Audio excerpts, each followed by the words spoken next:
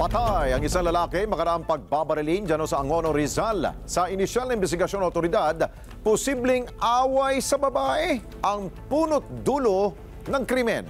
Jim Tejano sa Balita Exclusive. Isang malamig na bangkay ang tumambad sa mga otoridad sa isang barong-barong na bahay sa San Vicente, Angono, Rizal. Bakas pa ang dugong naiwan sa isang short at tsinelas ng biktima. Nang puntahan ng Net25 News ang pinangyarihan ng krimen, wala ring tao ng aming datna ng lugar. Subalit may ilang mga gamit doon na tila inabandona. Sa inisyal na investigasyon ng pulisya, isang tama sa likurang bahagi ng ulo at tiyan ang tinamo ng lalaki na nakilala lamang sa alias Jopax. Batay sa naging pahayag ng testigo sa PNP, magkakabisa na ito ng biglang. Napadaan daw po siya sa may kubo, then may narinig siya, maybe yun yung suspect at saka victim na nag-uusap, nagtatalo raw po. Isa sa tinitingnang motibo. At parang pinagtatalunan tungkol sa babae.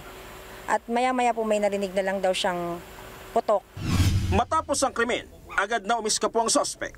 Sa takot ng testigo, halos 10 oras bago ito na i-report sa barangay.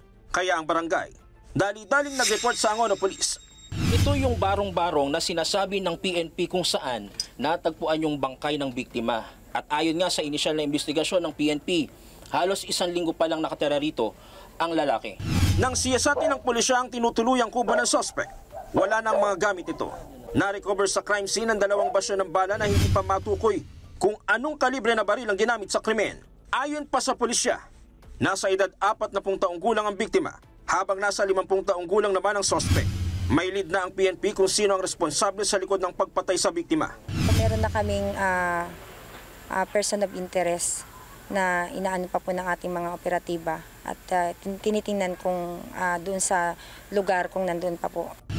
Jim Tejano, para sa mata ng Agila. Matatag, matapat, matapat. Maraming salamat sa inyo pong pagsubaybay sa Mata ng Agila Primetime. Para malaman ang matatag, matapang at matapat na mga balita, i-follow lamang at mag-subscribe sa @Net25 TV.